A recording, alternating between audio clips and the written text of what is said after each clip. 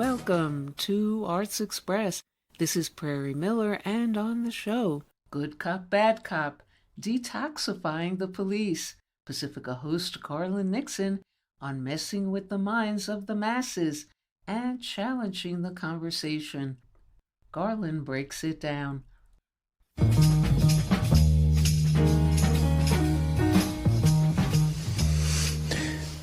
Hi, Garland Nixon here. For those of you who don't know, I was in law enforcement for well over 20 years. I retired as a major. I was a commander, you name it, commander of the training division, commander of investigations, aviation, communication. I could go on and on, recruiting. And so I've had a lot of background in law enforcement. I was named to the governor's Homeland Security Review Board under Governor Bob Early way back in Maryland. So I got a lot of experience in law enforcement. Also on the board for the American Civil Liberties Union, of both the board for the state of Maryland and the national board. So let's talk a little bit about it, talk about a little bit of my perspective. We have to change part of the discussion because it is hurting our ability to address the problem. And here's the issue. The discussion comes from an attempt to protect the institution of law enforcement. And as all institutions do, they protect themselves first. They'll throw the people at the bottom to the wolves. So let me tell you how it works. Do you recall when there was the infamous Abu Ghraib abuse incident during the Iraq War? What happened? There were a bunch of soldiers that were abusing some prisoners, and when it came to the attention of the Bush administration, what did they say? A few bad apples, right? That's what you heard. At the bottom, few bad apples. Now, what do we hear today when we see broadly throughout the United States abuse of violence as a result of law enforcement actions? A few bad apples, good cops versus bad cops. I'm going to explain first what that few bad apples alleged defense is all about, and then we'll talk about how we need to address it and why it's important to. Number one, when an institution feels attacked, they first defend the institution in a broad sense. So the first defense is going to be, there's nothing wrong with the institution. There are no institutional problems. There are no structural problems. The only thing that needs to do is we need to address some people at the bottom making bad decisions. So how do you do that? You say, there's a few people at the bottom making bad decisions. See, a few bad apples means there's no problem in the institution. We don't need any structural changes. There's nothing major. The people who are in charge of the institution, the people who run things, the people at the top are not to blame. It's the people at the bottom who are to blame. They're making bad. And let's take it a little further to discuss the absurdity of that few bad apples argument, right? The bad apples, or it goes to bad cops and good cops. You'll hear the discussion. People who are educated, who are supposed to have some sense and knowledge, will say bad cops, good cops. So what does that mean? It comes from the old Manichaean perspective that in our entire universe, there are two things. There's pure good and there's pure evil, and the two are fighting each other. So now we must put every person into the category of either pure good or pure evil, right? You're one of the two. You couldn't be anything in between. It's like all of the movies that we watch. Turn on all the Marvel action movies, right? Turn on all of the movies in America. And what do you see? You're going to see a hero and you're going to see a villain. Now, in the old movies, you knew the hero. He had on a black hat, black six-shooter, drove a black horse, right? With and certainly there's some imagery there we could get into. But the bottom line was, in the movies, in American mythology, the hero is clearly defined as good all the time, and the villain is clearly defined as bad all the time. Okay? But if we go back to, say, Carl Jung, if we go to some of the psychiatrists, if you even go to scripture in most religions, most all religions, Eastern and Western religions, you'll always find that the description of mankind as being both good and evil is there, right? We as human beings have the potential to do very good things and we have the potential to do very bad things. But in American mythology, that doesn't exist. You have heroes and villains. And that transfers over into law enforcement. And what do they say? We need to get rid of the bad cops and keep the good cops. As if there are cops that are just good guys. They walk around, they got a sign that says, I'm a hero, and I do heroic things. And now there's another group of cops that are just evil guys. They're the Lex Luthor of cops. You know, they're the Doc Octopus in Spider-Man of cops. They run around and they just do evil because, let's face it, that's what evil does, right? It's an absurd argument. Good cops, bad cops. See, if it was a valid argument, all you would need to do would be to get rid of the bad cops, and the only thing you'd have left is good cops. Well, then that should have been done long ago. And what we find is, in American mythology, that's what I'm going to call our culture. We have myths in our culture. In American mythology, all cops are good cops.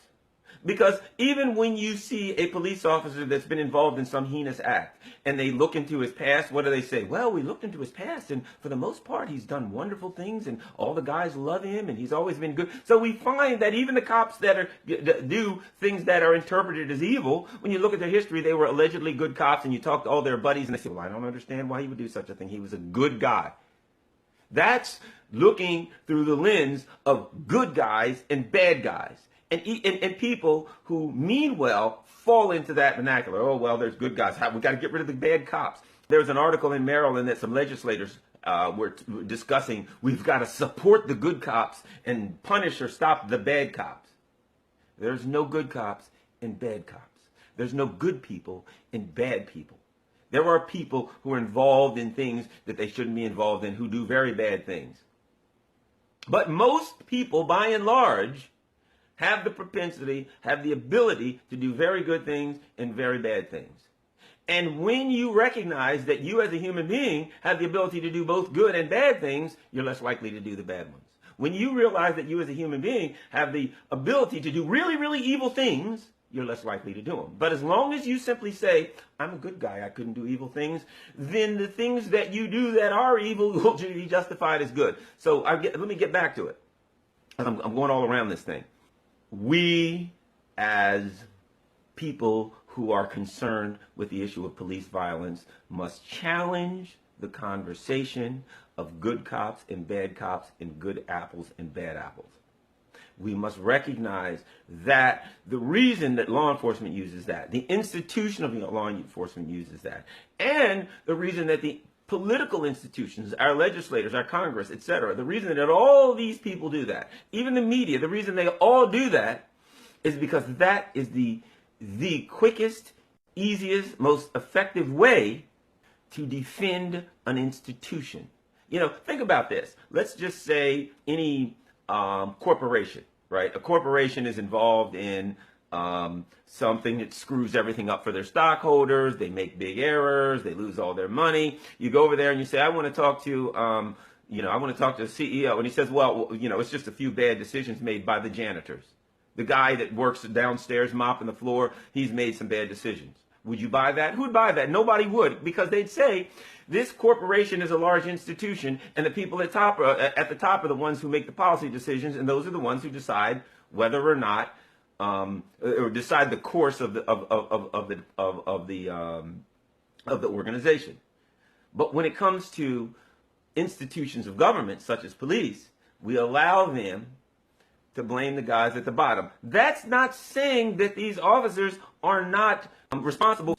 That's simply saying their actions are what they are. What we're asking for, those of us who oppose police violence, are asking for a solution. We're saying we recognize there's a problem. Now we need a solution. The institution says that the problem is bad cops as opposed to good cops. So the solution is to get rid of the bad cops and we'll only have good cops, which means you don't have to do anything as the person who runs the institution. You don't have to say, we got to deal with how we recruit. We got to deal with how we train. We got to deal with how we admit the ambient racism in our society that produces people that become cops and that are racist, have racist attitudes, have racist perspectives when they become cops. that need to be detoxified. This is not about, we get caught up in this too. Law enforcement turns people into this or that. To some extent, when you get into a culture and an institution, yes, it can move a person towards violence or this or that. The issue with racism in law enforcement is an issue with racism in America. Police officers don't come into our society, they come out of it. So when a person is hired as a law enforcement officer, they have a certain level of that toxic racism on them. They bring it with them, black or white, because a black person watches the same movies, they see the same TV shows, they see the same news that tells us that people of color are violent or criminals or et cetera, whatever the case may be. So they're immersed in the same thing, and when they become law enforcement officers, they have some of the same biases, and they're acted out, and they act some of them out in the same way. What we've got to recognize as a solution is when a person is hired as a law enforcement officer, they're kind of detoxified. They're first forced to come face to face with the fact that racism exists in America, that racial biases exist in America, and that they have some of them. Once they become aware of those, then we can address those. But as long as we deny that they're there, and as long as we simply say we allow the institutions to defend the structural problems by blaming it on good cops versus bad cops, then we'll lose. And the only thing that will happen is the institutions will continue to do what they do. The people at the top will continue to say we don't have a problem, and we'll continue to face the same violence and hear excuses. So if you understand that the government is nothing but a big institution, the media is an institution, law enforcement is an institution, and you're up against institutional culture, you understand why. All institutions, look, let's just say CNN, MSNBC, Fox News, all the above, at any of these, they have some major cultural problems there. But let's just say one of their employees does something really horrible. Do you think CNN's going to say, well, we might need to change our culture. We've got some issues here that may have contributed to that environment. No, they're not. They're going to say that was a bad apple. We just had one CNN bad apple, or one MSNBC bad apple, or one Fox News bad apple. They're institutions, and they're going to protect themselves the same way and say we don't need to make any institutional changes, and we don't have an institutional problem. A bad guy.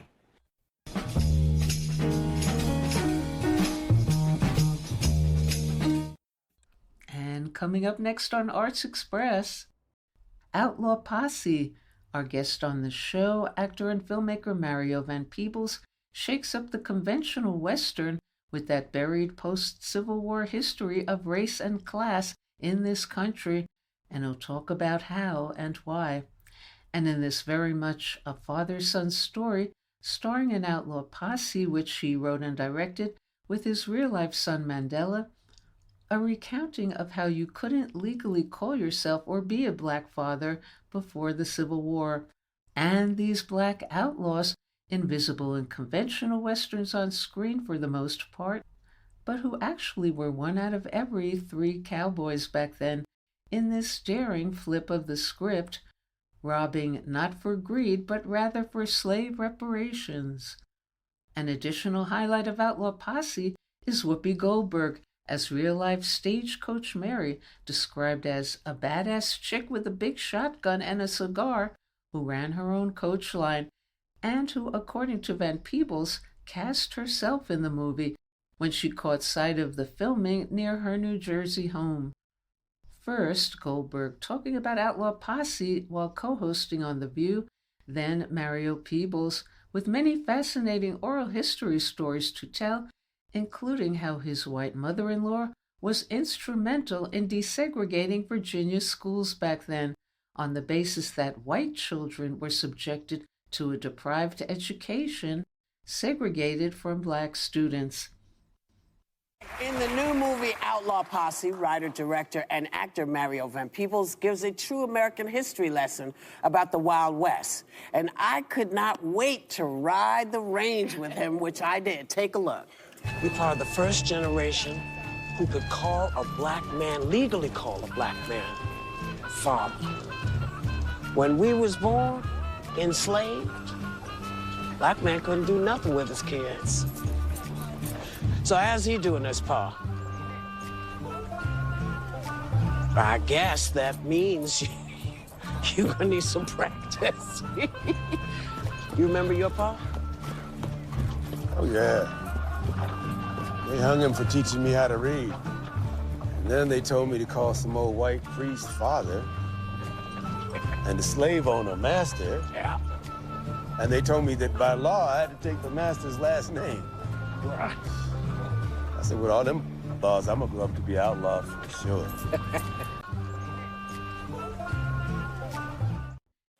Hello and welcome to our show. Thank you, dear. Thank you for having me. Okay, Cool. Good. all right. What can you say about your inventive combination in Outlaw Posse of spaghetti westerns and also shaking up conventional westerns with the buried history of race and class at that time? Well, there's so many layers Yeah. to what I did in Outlaw Posse. The first, is that I'm a boy at heart and I love a, good Western with all that means, the action, the shoot 'em up, the some of the good versus evil stuff that we're used to seeing, but making it more complex. And in terms of, and so if you put that in, say, the history of the United States, which is itself very complex and colorful and complicated, it's very fertile ground to explore.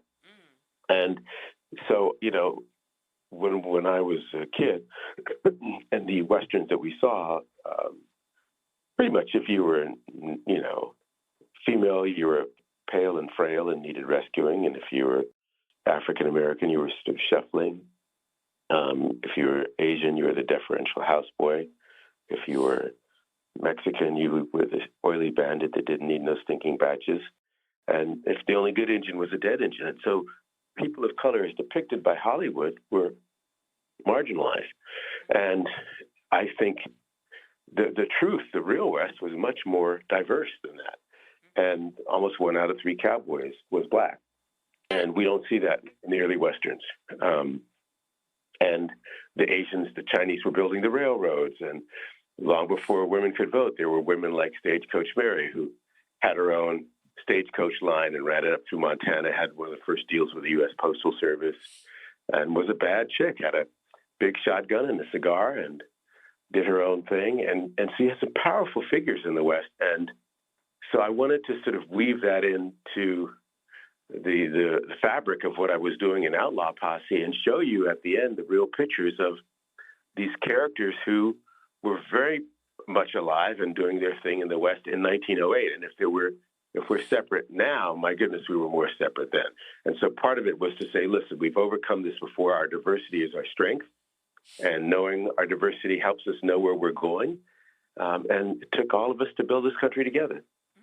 And what went into your choice of particular fragments of buried U.S. history at that time for your film?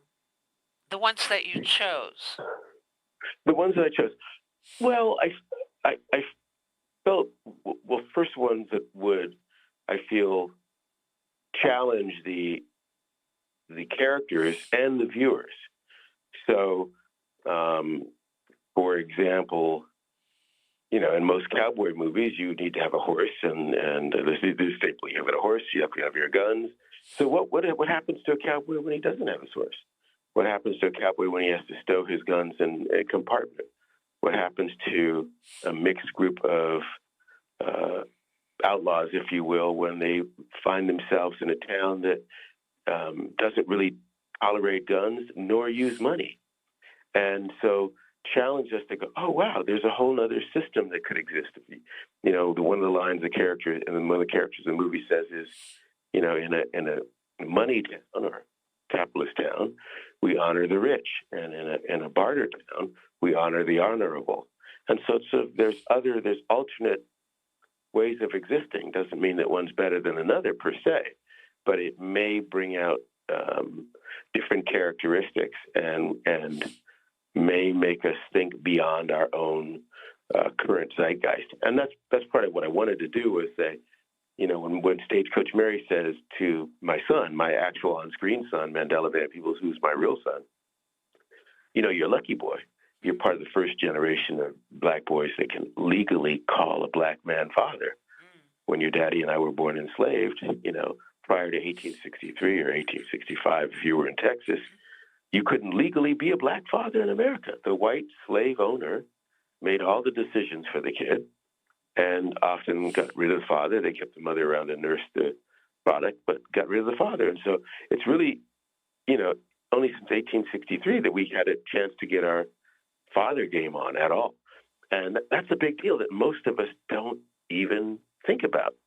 The whole twist with reparations that, Lincoln was going to give reparations, 40 acres and a mule, to all those enslaved folks who had helped build the country. And when he got executed, the reparations got flipped and sent to the slave owners for loss of property. And so when you hear stuff like that, you start to put it together. And it's interesting what reviewers pick up. My family's mixed. I've got white and black and gay and straight. My aunt, I've got a trumper aunt, so I have to love with big arms. And I think when your family looks like the world, you see the world in a different perspective. So I make this Western gumbo, like I said, with love and lots of jalapenos.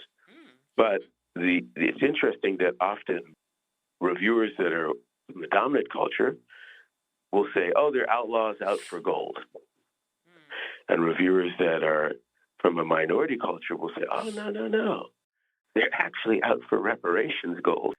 They can redistribute it." And it's a whole different, so the subtleties are big. And so that part of it depends on your consciousness, what you see. When we go into the situation, this is a voting year. When the outlaws take time away from their mission of going to get the gold, even though they're being pursued by the antagonist, to straighten these guys out, the Baker brothers out, who were sort of doing what they did in Tulsa, Oklahoma. This is unknown history in America, basically, where they, people of color, did what everybody else did. They went out to the West. They pulled themselves up by their bootstraps, even if they didn't have boots. They built their own town. They built their own little houses, and they got burnt out. And they were used. They were tricked with the grandfather clause and all kinds of ways of systematically keeping them from power, and that would eventually turn into the Jim Crow redlining, et cetera, et cetera. So that sounds long-winded, but that's some of the texture. Now, in that, saying, okay, let's enjoy the Western, let's enjoy it with a multi-culti group of outlaws, but let's put them in tricky situations where there are teachable moments and learnable moments. And the choice of Whoopi Goldberg as Stagecoach Mary was especially striking. How did that come about, and her desire to come on board as Stagecoach Mary for your film? Well, we've seen a little bit of Stagecoach Mary in another film, but she didn't look at all. She was like Stagecoach Mary. She's sort of lovely and glamorized and just really had the name. And really, Stagecoach Mary was a tough chick. She was a badass sister. And I was directing in New Jersey, and at a mansion there, and someone came next door. The neighbor came from next door, going, "What is all this racket?" And she had this big smile, and it was Whoopi Goldberg. And I was directing something, and so she's, "Man, Peebles, you're making all this noise." And we started talking about the Western. She always loved the Western. I said, "That's funny. I'm doing a Western right now." And she said, "Well, I always want to play Stagecoach Mary." Now, not everyone knows about Stagecoach Mary, Mary Fields. And I said, "Well, that just so happens I have a role." And she said, "Well, I'm playing her." And from that day forward, she cast herself, and she just made absolute sense. I wanted to work with actors that were smart, that I could look in their eyes and know they could do. You could do a whole movie just on Stagecoach Mary. That when you use Emmett Walsh or Neil McDonough or John Carroll Lynch, they could carry a whole film easily and have. And so I like working with actors that are smart, that get it, that have something to say. Whether you agree with them or not, the lights are on. And what have been the challenges and the rewards for you of playing real people on screen? I wanted to ask you. Malcolm in the film Ali, Stokely Carmichael in Panther, and Harry T. Moore in the upcoming The Price for Freedom, which you're also directing? Yeah, so in terms of what's happening next, I never know until, especially with indie film, because indie film is rough. And the good news is often you can, big studio movies have to chase an audience. They're very, very concerned about making money, so they have to have a lot of the right explosions and the right this and that to chase an audience. Independent films are less worried about chasing an audience and sometimes can lead an audience. But that's a tricky world to be in. And means you don't get the big billboards, you don't get the big advertising. People don't really know your movie's there unless you do press. So I really thank you for giving us a voice on Outlaw Posse. So in terms of what's next, I don't know. When I played, and playing real characters, when I played, had the privilege of playing Malcolm X in the movie Ali with Will Smith, I did a lot of research. My father had interviewed Malcolm X when my dad was a journalist in Paris. My two daughters were going to play Malcolm's daughters. And I worked with Malcolm's own daughter to humanize the portrayal of her father. And so I had from all sides, and then I went and I read the books that were inspiring to him. And so I really got in depth and even started to have dreams as from a Malcolm point of view. And when I watch Ali, I don't see myself in it. It doesn't look like Mario to me at all. So there's, of course, when I played my dad, Melvin Van Peebles, I had all my life to research that. And that was in the film Badass. So I like to really dive in and do a deep dive into characters that I'm playing. Every actor has their own way, their own technique. Sometimes that's easier to do than others. And you still have to stand back and say, okay, what is the tone of the movie that we're now doing it in? And that's another layer to the cake. You know, I may know everything about Malcolm and Ali, but in the context of the movie, how much will we get to show? And that's a wild card. Yeah. When I played my dad in Badass, certain people, when they first read the script, said, well, I don't know that he's going to be likable. And I wasn't really concerned about whether Melvin was likable, but whether the performance and the portrayal was honest and caught his spirit. And then I thought if they could understand what he was up against and dealing with, that would lead to a certain amount of sympathy, maybe not empathy, but that could be right around the corner from really understanding, embracing the character, and then the likability thing will be later. And again, since it was an independent film, it did to be likable per se. Now, you dedicate Outlaw Posse to your father, Melvin Van Peebles, quote, in loving memory of the OG Badass. Please talk about that. Well, I guess in my life I've been lucky. My mother took me to auditions and encouraged my creativity and took us all around. We went through Ibiza and Paris, and I did some of this with my dad as well. And it showed me the creative mountain, and gave me this wonderful sense of, helped me fortify a wonderful sense of self, I think. My mom did. So in a way, she showed me the mountain. And in another very important way, my dad showed me how to climb the mountain and how to make a business doing what I love, how to be in a position where I'm not just sort of playing basketball, but owning the team, where I can be a bigger part of the creative process by creating the material, literally writing the movie, directing it, producing it, acting in it. And I would not have known how to do that at all had I not grown up with Melvin Van Peebles. And so both of them, my mother who showed me the mountain and my dad who showed me how to climb the mountain.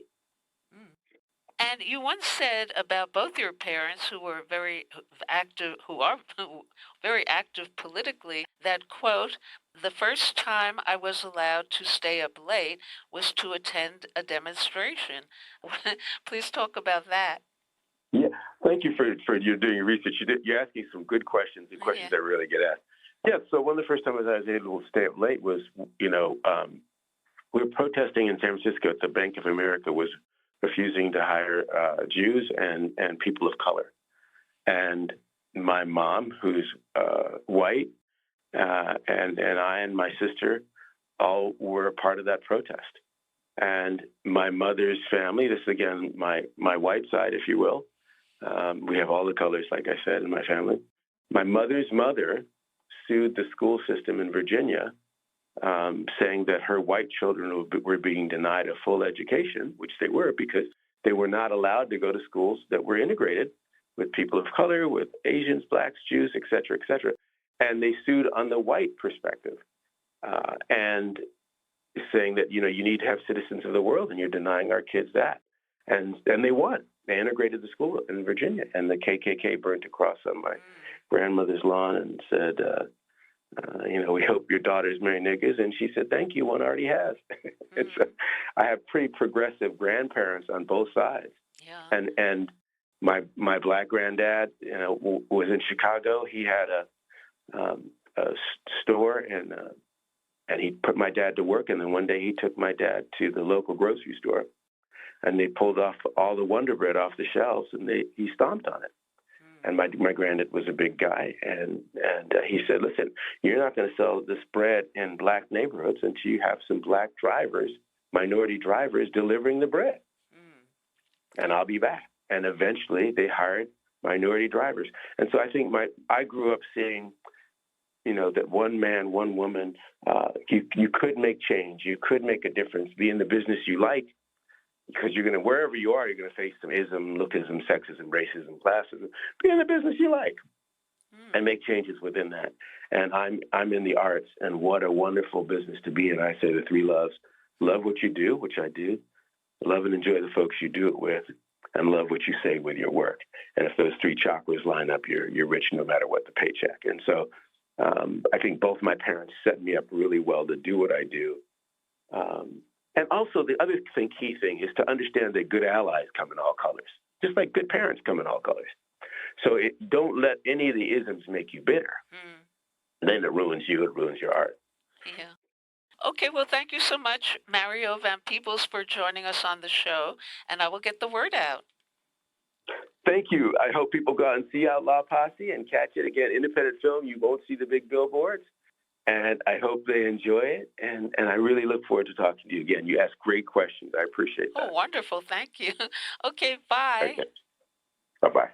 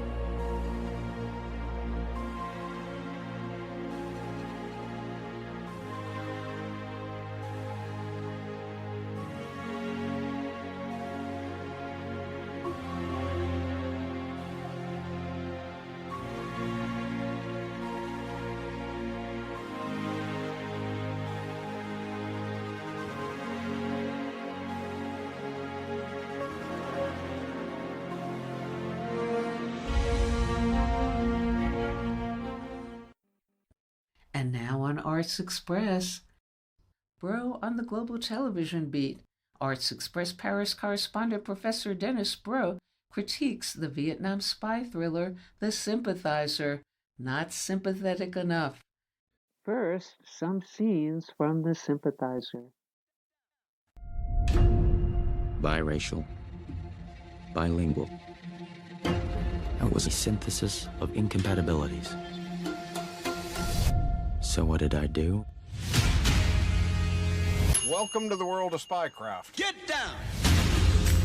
Saigon, 1975. I was a man of two faces. You are the only one I can trust. The war was ending. Yo! And I awaited my new assignment. My protege. Jesus. So where are we going? To the next harbor on your CIA voyage. America. By the time I'm through with you, you'll be able to blend in with the Harvard rowing crew. Let's get down. Let's get funky. Get down! You play your part without a flaw. What are you concealing? Tao chẳng nhận được tin tức gì từ mày. Old friend. We sent you to America so you could be our mole. Remember the mission. Rồi không bao giờ quên nhiệm vụ của tôi. Đồng chí. This communist sleeper agent right under our nose. Believe it or not, Your name came up once. nữa là ai? Phải bị thủ tiêu. The success of any classified operation rests largely on how classified it manages to remain. Don't you agree?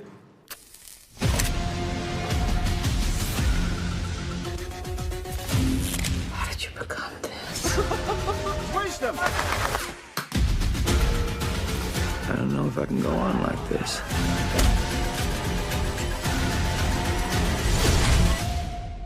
Mày sẽ tìm được cách mà luôn làm được.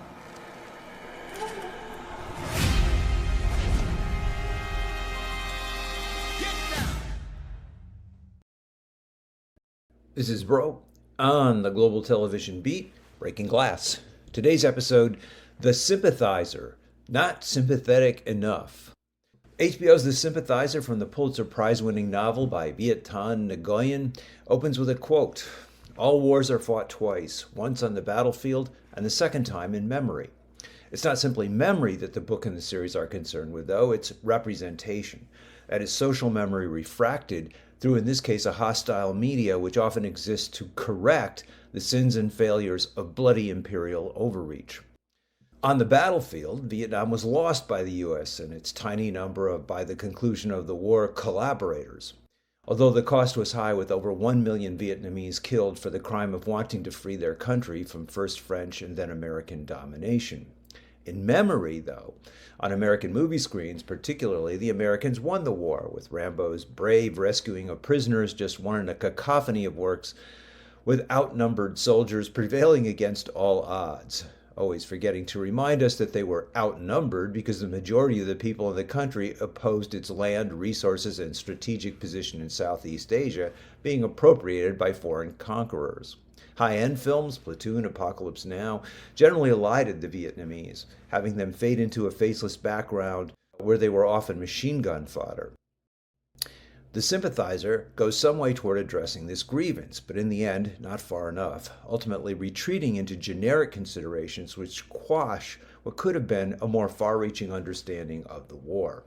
The series is set near the end of the conflict, opening 4 months before what in the Imperial West is termed the fall of Saigon, but what for the Vietnamese was the liberation of Saigon.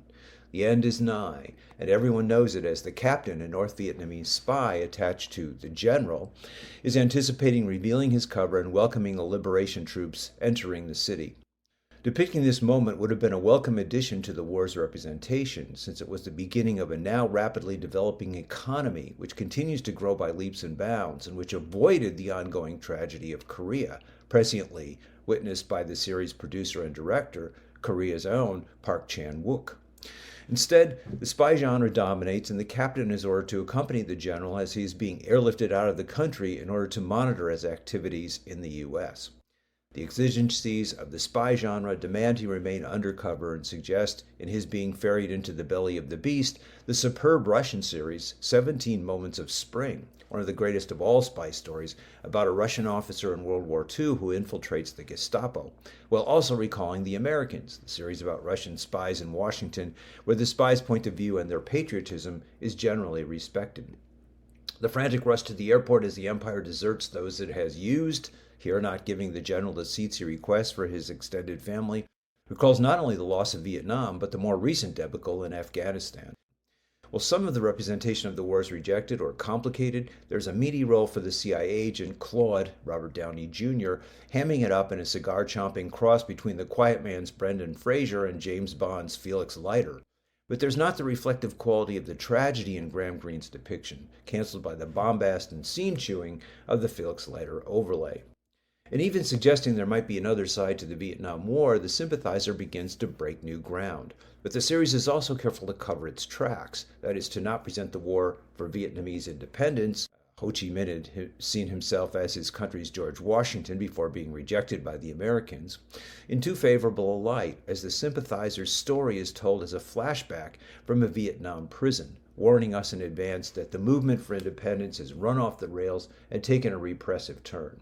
Nevertheless, the novel and the series begin a long-postponed, more realistic and complicated portrayal of yet another imperial war, as the country stands on the brink of ever more global engagements and possibly repeating the same mistakes in the Middle East.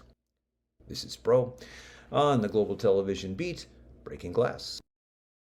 And next on Arts Express, brush up your Shakespeare. Start quoting him now. Brush up your Shakespeare, and the women you will wow. Just declaim a few lines from Othello, and they'll think you're a hell of a fella. If your blonde won't respond. Hi, this is Jack. Shalom. Don't touch that dial, and welcome to another of our periodic series, Shakespeare Without Tears.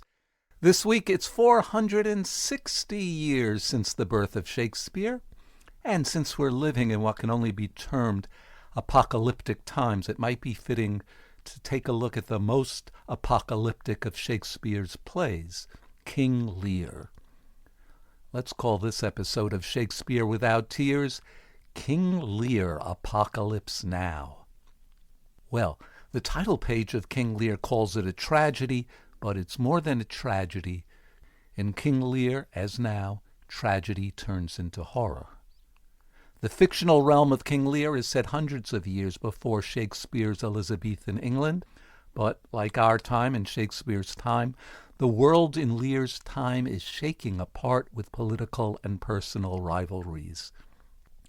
In Shakespeare's grim play, the forces that lead to horror are many, some avoidable, some random and ultimately out of our control.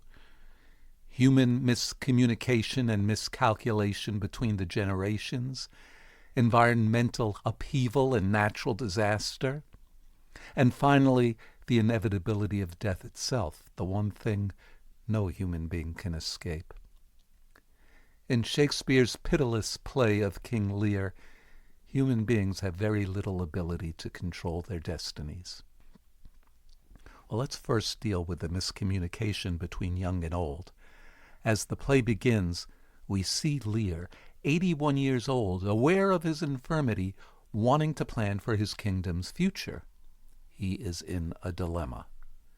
Traditionally, the eldest son inherits everything, but Lear has no sons, only 3 daughters. But Lear has a peace plan. He will give up his crown and divide the kingdom equally among his 3 daughters to forestall quarreling in future wars. Well, Lear may be gruff and cranky, but there's no denying that in his world, this was a forward-looking policy. In a public ceremony, he outlines his plan to his daughters and the rest of the royal court. "Give me the map there.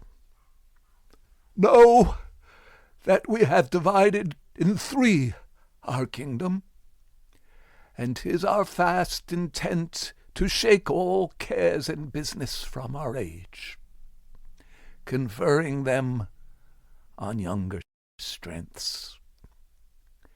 And as the great map of Lear's kingdom is unrolled, Lear marks off boundaries for each of his daughters, each to get an equal third, as Lear prepares to give up his own crown. What could go wrong? But it does. The old man, perhaps mischievously, perhaps narcissistically, demands that each daughter outdo the other in publicly declaring their love for their father. It seems a harmless request to Lear, that at his retirement party his daughters say words of thanks and love for his generous and forward-looking gift. And the 2 eldest daughters, Goneril and Regan, comply, trying to outdo each other with their protestations of love toward their father, even if their over-the-top flattery reads insincere and disingenuous. But the story turns on the 3rd daughter, the youngest one, the one Lear loves the most, Cordelia. She is of a different nature from her glib sisters. She cannot make up words on the spot to please the public or her father when it comes to so intimate a thing as expressing love and her innermost feelings. She knows her feelings of love for her father are greater than her sisters', but she cannot bring herself to put sacred feelings on show for the sake of spectacle. Lear, though, has no understanding of how Cordelia feels. He expects her to act as her sisters did and continue the festive tributes to himself. And so Lear says to Cordelia, "Now our joy, although our last and least, what can you say to draw a third more opulent than your sisters? Speak." "Nothing, my lord. Nothing. Nothing. Nothing will come of nothing. Speak again." "Unhappy that I am, I cannot heave my heart into my mouth. I love your majesty according to my bond, no more, no less." "How now, Cordelia, mend your speech a little, lest you may mar your fortunes. So young and so untender." "So young, my lord, and true." And within a few more moments, Lear, feeling publicly humiliated, goes off his rocker with an avalanche of curses and vituperation, and rashly banishes Cordelia from within the borders of the kingdom. So much for human miscommunication. But there is human perfidy, too. Lear's two older daughters soon come to see their father as a threat, and fear he will get in the way of their own power. They refuse to take Lear and his retinue into their houses, and soon Lear becomes a homeless outcast, wandering in the harsh wild landscape beyond his kingdom's borders. The elder sisters, afraid that Cordelia is raising an army against them to restore Lear to the throne, vow to get rid of Cordelia and Lear. And meanwhile, in a parallel subplot, Lear's advisor Gloucester is as equally clueless and blind as Lear is. He believes that his son Edgar wants to kill him, and that his other son Edmund loves him. In fact, as with Lear, it's exactly the opposite way round. It is the son Edmund who plots to kill his father, and in a horrifying scene, Edmund betrays his father Gloucester to Lear's elder daughters, and Gloucester, tied to a chair on stage, has his eyes gouged out into a bloody mess.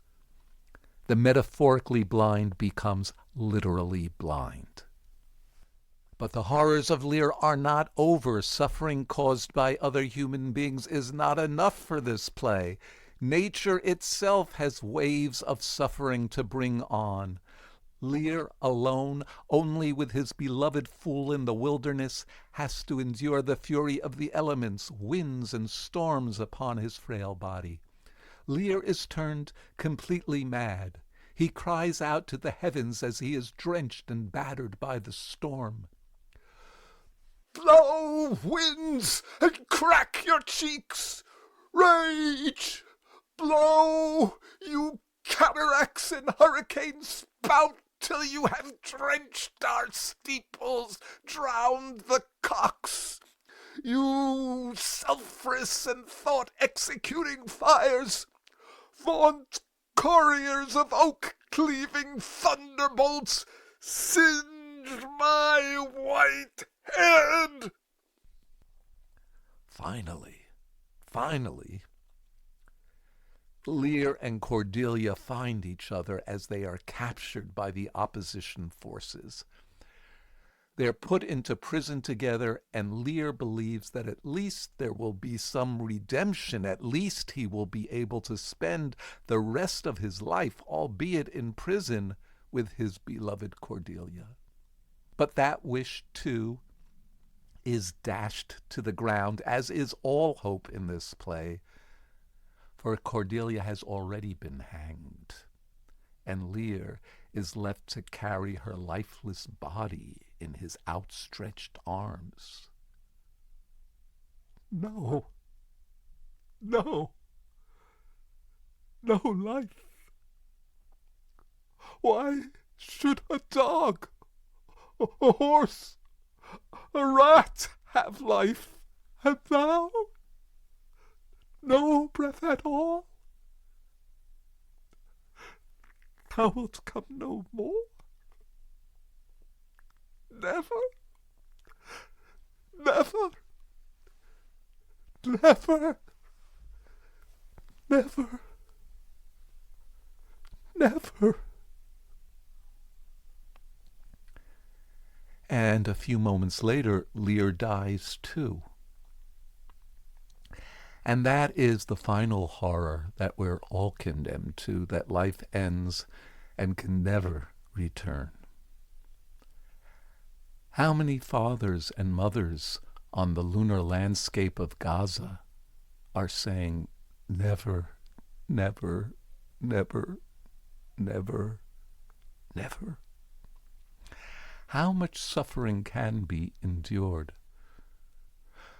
For almost all of the 18th and 19th centuries, the outcome of Lear was so unrelentingly awful that it was only performed in a version with a happy ending. But as Bertolt Brecht reminds us, there are no magical happy endings.